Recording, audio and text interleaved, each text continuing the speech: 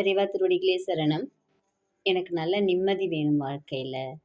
எனக்கு நல்ல தூக்கம் வேணும். நான் எடுக்கிற முடிவு தெளிவா இருக்கணும். என் மனது நல்ல தெளிவா இருக்கணும். இப்படின்லாம் யோசிக்கிறவங்களுக்கு தான் இந்த பதிவு. நம்ம மனது சரியில்ல அப்படின்னா நமக்கு எல்லாமே பிரச்சனையாகும். அப்போ நம்ம நினச்சது நடக்காது.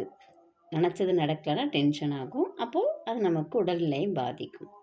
அப்போ நம்ம நினச்சது நடக்கணும்னா நம்ம மனது தெளிவாக இருக்கணும். அதுக்கு என்ன செய்யணும், எப்படி செய்யணும் அப்படிங்கிறத இந்த பதிவில் பார்க்கலாம். அதுக்கு முன்னாடி நம்ம சேனலை சப்ஸ்கிரைப் பண்ணாதவங்க சப்ஸ்கிரைப் பண்ணி சப்போர்ட் பண்ணுங்கள். வாங்க பதிவுக்குள்ளே போகலாம்.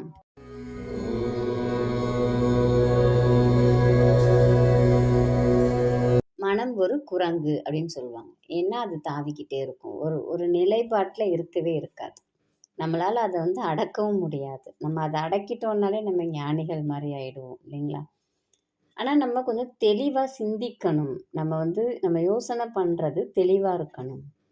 ஒரு சிலருக்கு இந்த சந்திராஷ்டமம் அப்படின்னு வந்துச்சுன்னா அந்த 2 நாள் எதுவுமே செய்ய மாட்டாங்க. எந்த முடிவுமே எடுக்க மாட்டாங்க. ஏன்னா கண்டிப்பாக அப்போது மனம் ரொம்ப குழம்பி போய் இருக்கும். அப்படி ரொம்ப கலங்கிடுச்சு அப்படின்னா நம்மளால் எதையுமே செய்ய முடியாது. இதை பண்ணுறதா, அதை பண்ணுறதா, இதை பண்ணால் அப்படி ஆகிடுமோ, அதை பண்ணால் எப்படி ஆகிடுமோ, இந்த மாதிரிலாம் யோசிக்கும் மனசு. அப்போ இந்த மாதிரி இருக்கிற சூழ்நிலையில் என்ன பண்ணலாம்? அப்போ தூக்கமும் இருக்காது, நிம்மதி இருக்காது, நம்ம நினச்சது நடக்கவும் நடக்காது. அப்போ இது எல்லாத்துலேருந்து நம்ம விடுபடணும். நான் நினச்சது எனக்கு நடக்கணும், நம்ம மனது தெளிவாக இருக்கணும், உடல்நிலை தெளிவாக இருக்கணும், முடிவு தெளிவாக இருக்கணும். இதுக்கு ஒரே ஒரு மந்திரம், கொஞ்சம் எளிமையான மந்திரம் தான். ஒரு 2-3 நாள் சொன்னோன்னா தன்னால் நமக்கு வந்துடும். என்ன மந்திரம் அப்படின்னு பார்க்கலாங்களா? ஓம் ஸ்ரீ சாரதா தேவியை சாந்த ரூபாயை மம சர்வகாரிய சித்திம் நமக.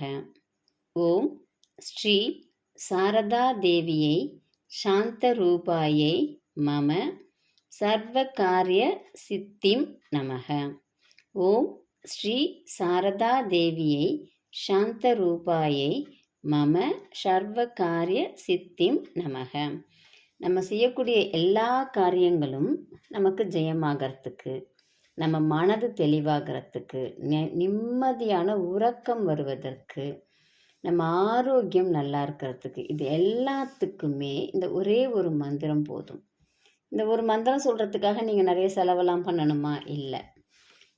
மிஞ்சி போனால் ஒரு 1/4 மணி நேரம் நீங்கள் எதுக்காக செலவு பண்ண போகிறீங்க? நீங்கள் இரவு தூங்க போகிறீங்க அப்படின்னா அந்த தூங்கிறதுக்கு முன்னாடி ஒரு 2 நிமிஷம் ஒரு ப்ரீத் பண்ணிக்கோங்க. ஒரு நார்மல் ஆகிக்கிட்டு இந்த மந்திரத்தை 28 முறை சொல்லணும். அவ்வளோதான். நீங்கள் நெய்வேத்தியம் பண்ண போகிறதில்ல, ஏதாவது ஒரு அர்ச்சனை பண்ண போகிறதில்ல, விளக்கேற்ற போகிறதில்ல, எதுவுமே செய்ய போகிறதில்ல. இந்த மாதிரி நீங்கள் ஒரு 11 நாட்கள் செஞ்சீங்கன்னாலே உங்ககிட்ட மாற்றம் தன்னால் வரும். அதுக்கப்புறம் நீங்கள் விடணும்னே நினைக்க மாட்டீங்க.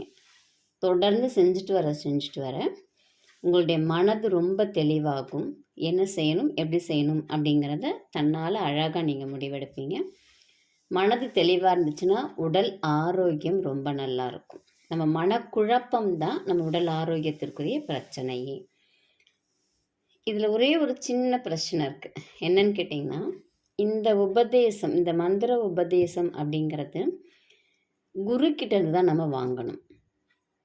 இப்போது நீங்கள் இந்த மந்திரத்தை சொல்ல போகிறீங்க அப்படின்னா நீங்கள் ஒன்றும் செய்ய வேண்டாம்.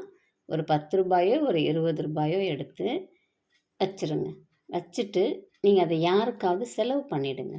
அப்போது அந்த காணிக்கை ஏதாவது ஒரு குருவுக்கு போய் சேர்ந்துடும். நம்ம கொடுத்துட்டோம், குருவுக்குன்னு கொடுத்துட்டோம், குருவை நினச்சி நம்ம கொடுத்துட்டோம். இல்லை உங்கள் வீட்டிலையே பெரியவா படம் இருக்குது, இல்லை சாய்பாபா படம் இருக்குது, இல்லை ஏதாவது ஒரு சித்தர்கள் படம் இருக்குது, மகான்கள் படம் இருக்குது, இல்லை முருகர் படம் இருக்குது அப்படின்னா அவங்கள நினச்சி அந்த காசை எடுத்து வச்சுட்டு அவங்கக்கிட்டேருந்து நீங்கள் மந்திரத்தை வாங்கிக்கிட்ட மாதிரி நினச்சிக்கோங்க. ஏன்னா குரு தட்சணை கொடுக்கலன்னா இந்த மந்திரம் சித்தியாகாதுன்னு சொல்லுவாங்க. அதனால் நீங்கள் அவங்கள்ட்ட காணிக்கையாக வச்சுருங்க. உங்களால் முடிஞ்சதை நீங்கள் காணிக்கையாக வச்சுட்டு அதை நீங்கள் யாருக்காவது எடுத்து செலவு பண்ணிவிடுங்க. இல்லை கோயில் உண்டியலில் கூட போட்டுருங்க. அதை நம்ம எடுத்து செலவு பண்ணிக்கக்கூடாது. நம்ம எடுத்து செலவு பண்ணிக்கக்கூடாது. இது மட்டும்தான் அதில் இருக்கக்கூடியது. நம்பிக்கையோடு செய்யுங்க, எல்லாமே நல்லாயிருக்கும். சந்திராஷ்டமத்தை நினச்சி நம்ம இனிமேல் பயப்படணுன்ற அவசியமே கிடையாது. ரொம்ப எளிமையான வழி, செய்து பலனடைங்க. நன்றி, வணக்கம்.